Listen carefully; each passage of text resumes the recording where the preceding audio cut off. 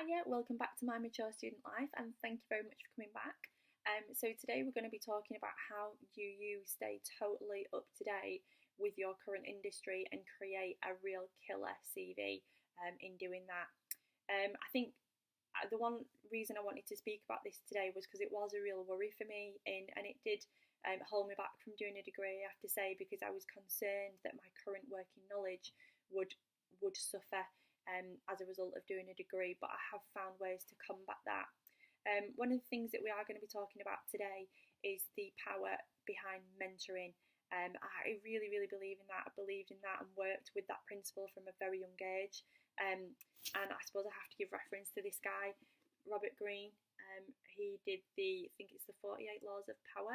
And this book is absolutely incredible. This is his latest book, and he really emphasises the importance of finding a mentor in your, I suppose, journey into becoming a master of whatever industry you want to go into. So for me, my specific industry is education. It's where I've come from. It's where I'll be going back to. And you can apply this to any world of work, I suppose, that you like. You know, education moves so quickly in terms of policy. I just know that, you know, we need to keep up to date, and for your industry, whatever you're in, I'm sure that if you were to take an absolute 3-year gap from that you would find yourself a little bit lost when you went back into it. So how do we as mature students keep up to date? Because it might not be possible for us to work in that industry. I've spoke before about the fact that I do a part-time job that's flexible, and that's the most important thing to me at this time. Because bills need to be paid, and that job has to be flexible, and it wasn't possible for me to work in education and have that flexibility to do a degree, so I've had to, you know, make that choice. But I think it is possible to stay up to date. So how have I done that? And how will I intend to be doing that as well over the next 3 years? So for me, what I did was I emailed directly the assistant principal at the university, explained who I was and what I was about, and I got a meeting with him within 2 days, and he has arranged for me to be working alongside the head of business development within the university, just to work within that team. So I intend to be working with them for as long as they'll let me, and hopefully, you know, get some real valuable experience there. I also work as a student ambassador for the university, which means that I attend internal and external events to represent the university, which is great because it means that I get to spend time with a lot of the senior team. The other thing that I do is I work alongside the head of HE to support her in implementing the TEF, so the Teaching and Excellence Framework. So I work with her, which means that I get to attend real up-to-date briefings. So I attended the first briefing of the TEF Year 2 in Leeds this week, which was fantastic because, again, real up-to-date knowledge.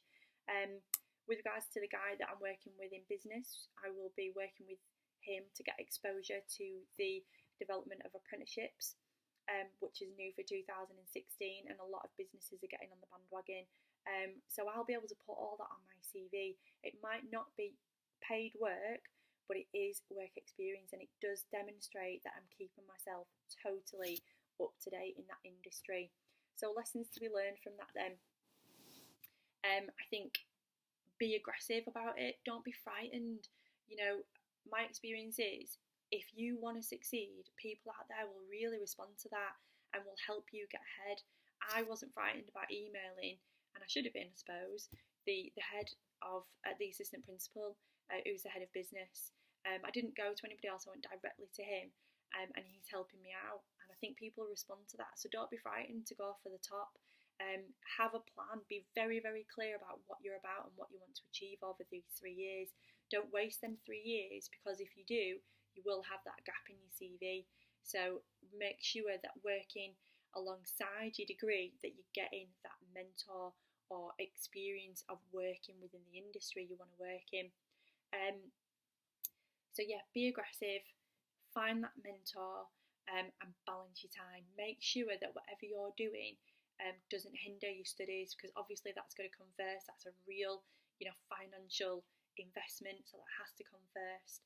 And if you can find a job that's in that industry, then be careful about that, because it might not be at the relevant level, Don't forget, you will be a graduate. You will be applying for graduate roles upon completion of your degree. So be wary of settling for a job that is not worthy of you, if that makes sense.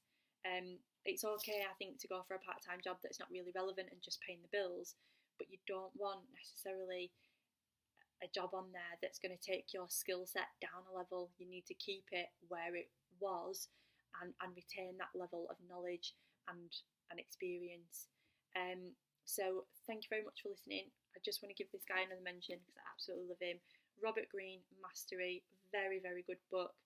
He gives loads of real practical examples as well of different people that have been mentored. So he talks about Faraday, he talks about, who else has he gone through? Oh God, he's gone through so many. I think Mozart is in there as well.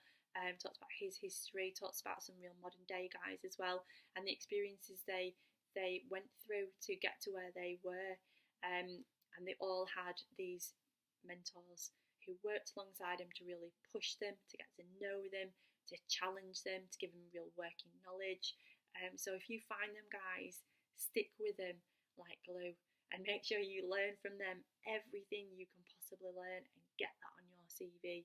Make sure that you end up coming out of your degree with an absolute killer CV, and not just average, not just the fact that you've done everything you've done before and now you've got a degree, but make it work for you. Really, really go for it. So once again, guys, be encouraged, and I look forward to your feedback.